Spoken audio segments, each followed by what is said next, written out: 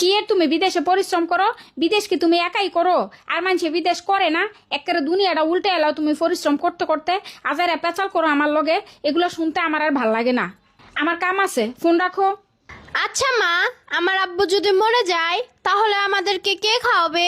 আমার নানুর বাড়ির মানুষরা কি আমাদেরকে রাখবে, খাওয়াবে? সারা জীবন কি আমাদের খরচ বহন করবে? কি সব আজে বাজে কথা বলো? তোমার আব্বু মরবো কি লেগা? আল্লাহ না করুক, তোমার আব্বু যদি কখনো মইরা যায়, আমাগো মাথার উপরে ছায়া বলতে আর কিছুই থাকবো না। কিসে তোমার নানুর বাড়ি সবাই দেখবো? দেখো না, তোমার বাপ বাচ্চা থাকতেই তো তোমার নানুর বাড়িতে যদি 5 দিনের জায়গায় 10 দিন থাকছি, সবাই মুখ কালা করে রাখে। আর মইরা গেলে সারা জীবন রাখবো? কে কইছে তোমারে?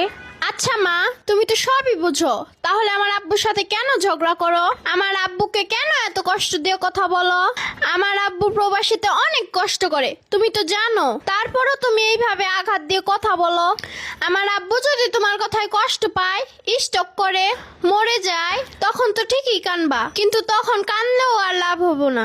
থাকতে মূল্য দাও মা।